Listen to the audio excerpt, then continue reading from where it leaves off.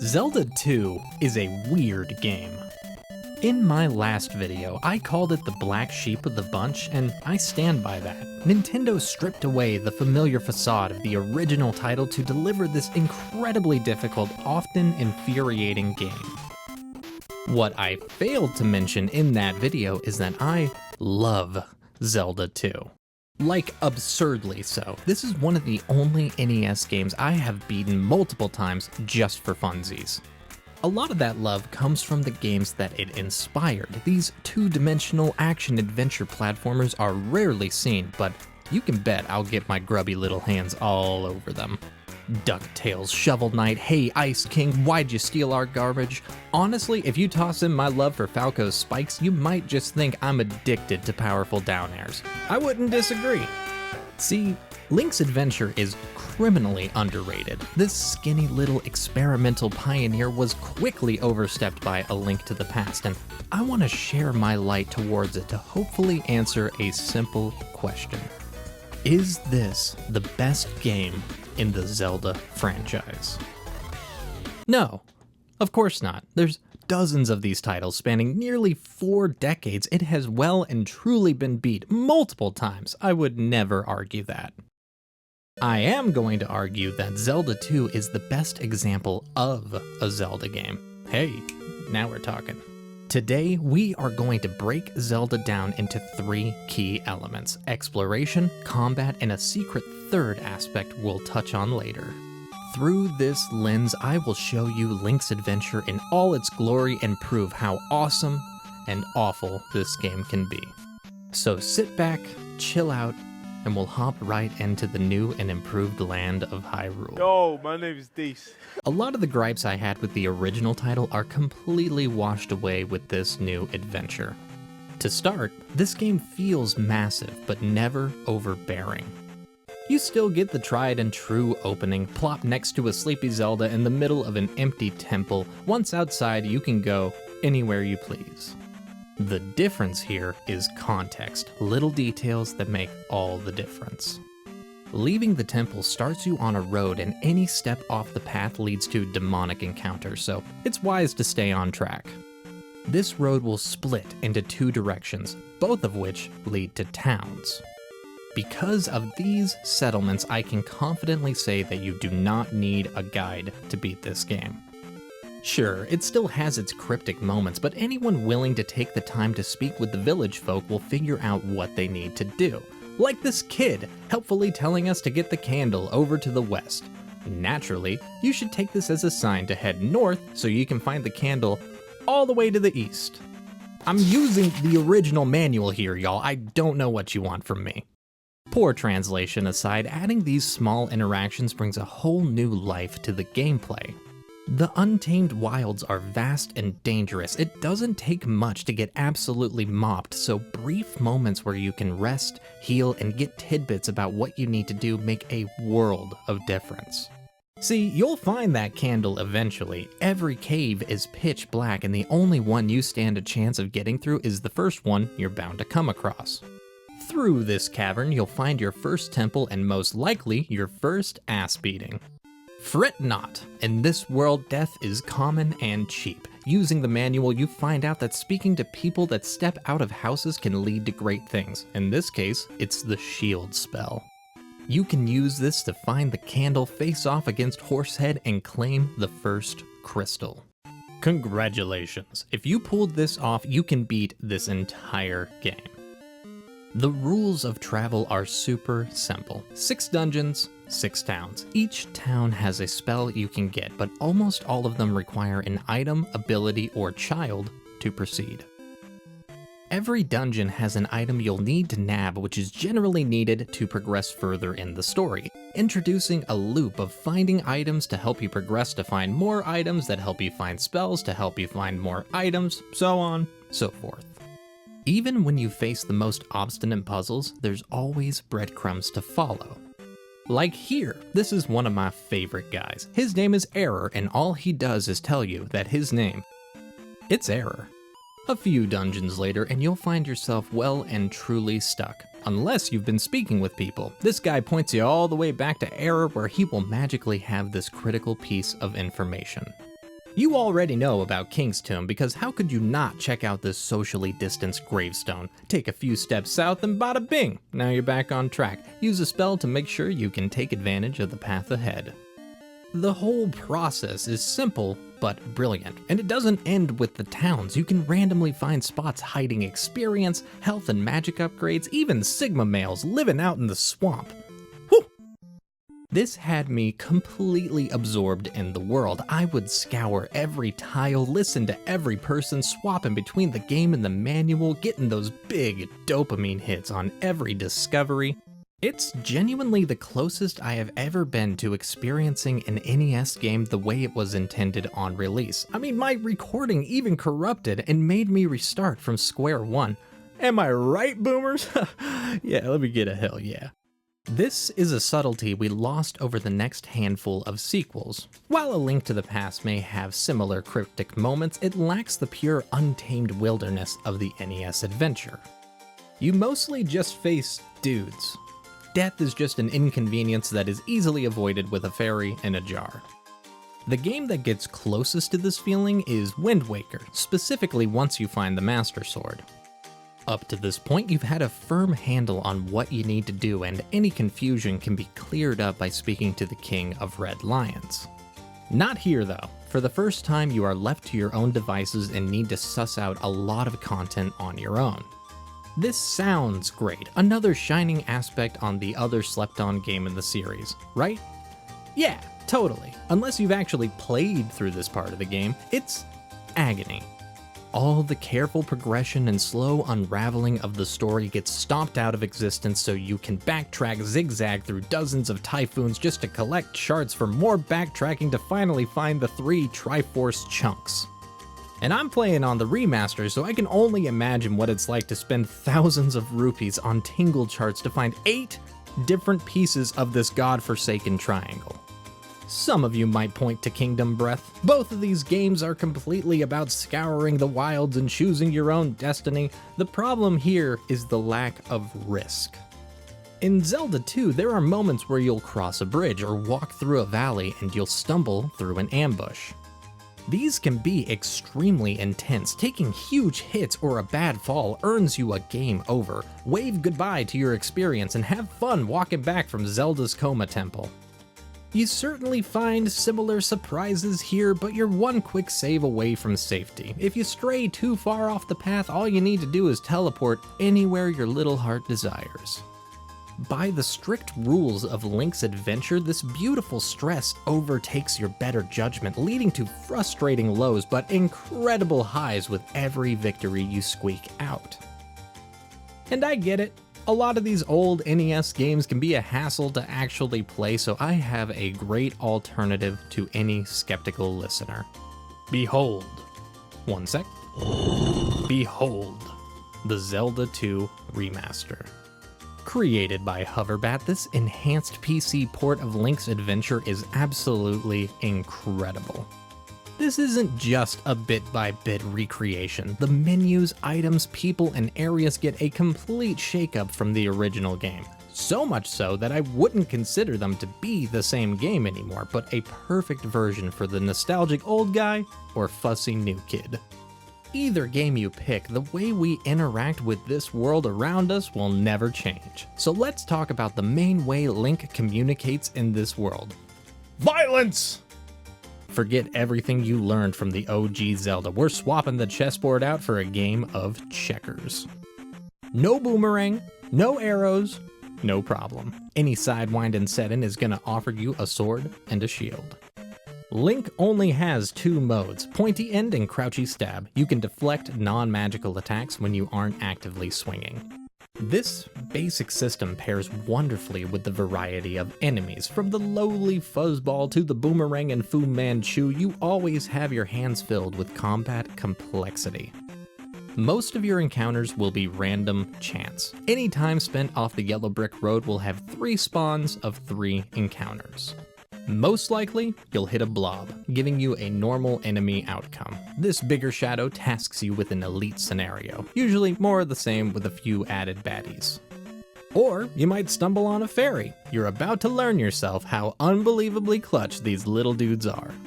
you have 3 running meters to worry about: health, magic, and experience. Health is health. If you've made it this far into the video, I trust you've got a handle on that.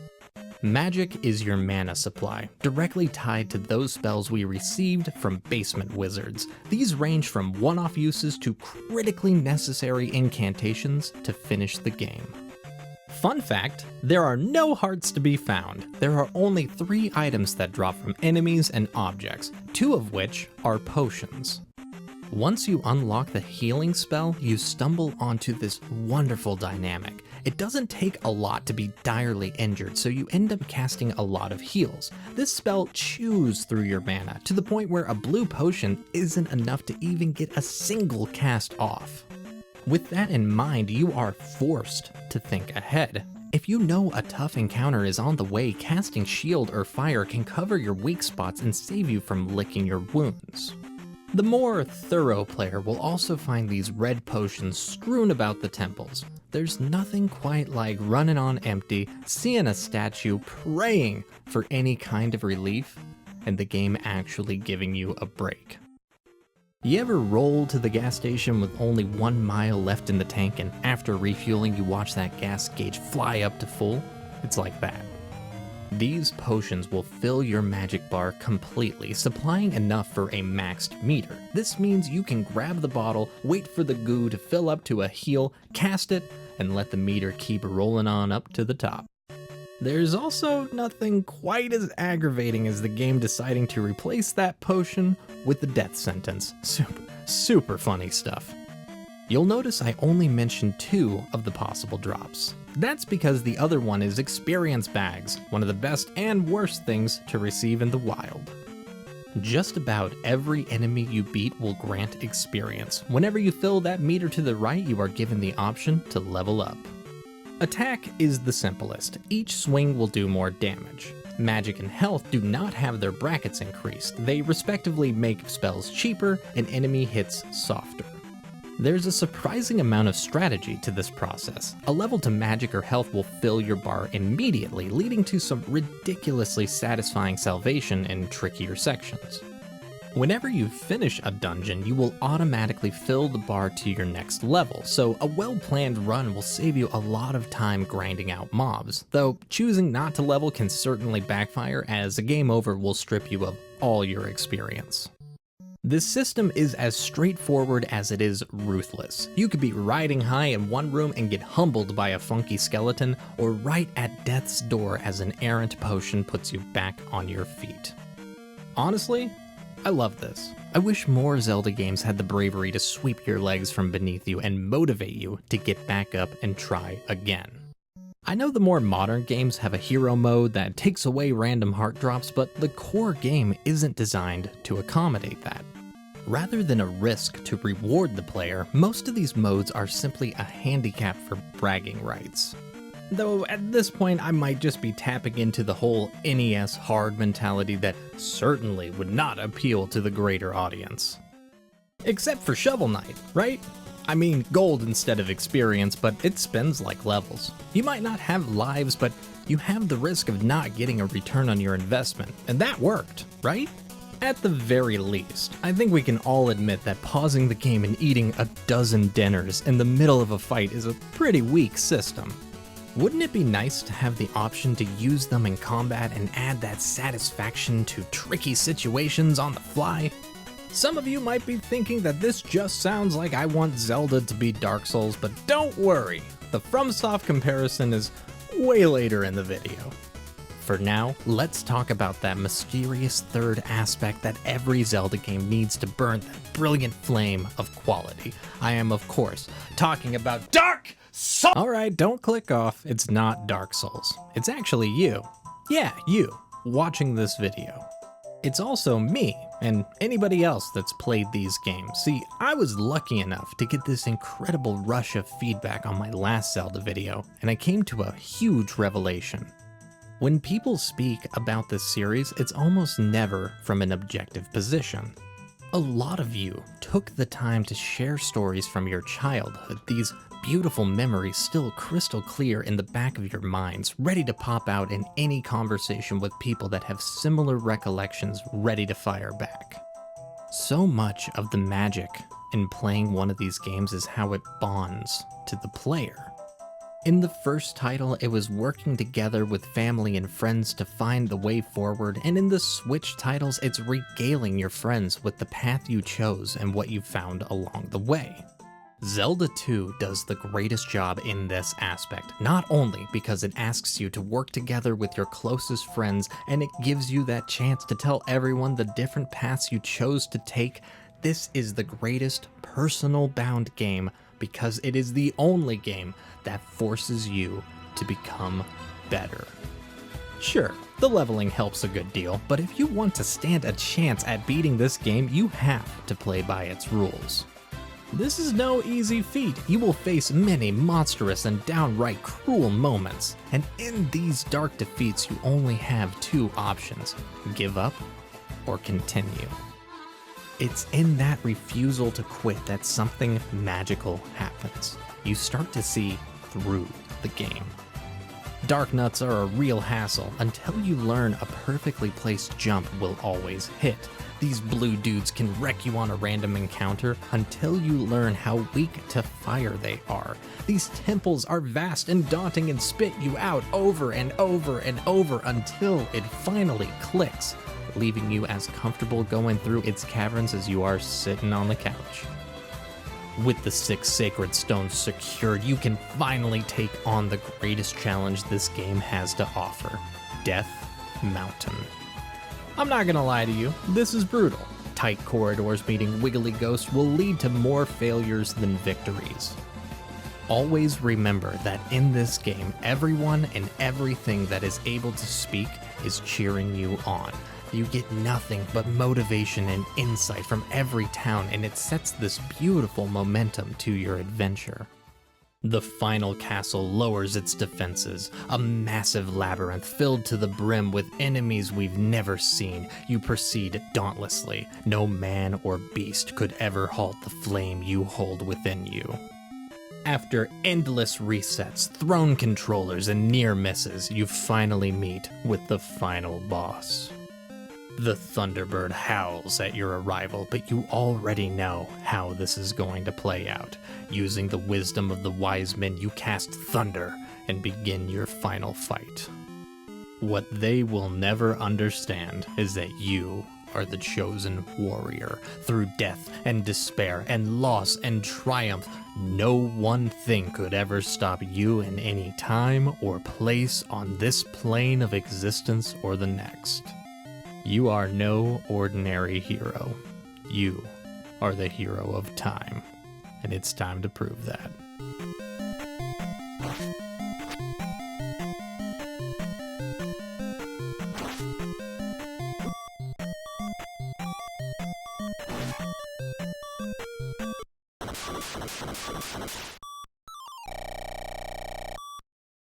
Some of you may be correcting me to say that the actual final boss is Shadow Link, but I think we all know how that goes.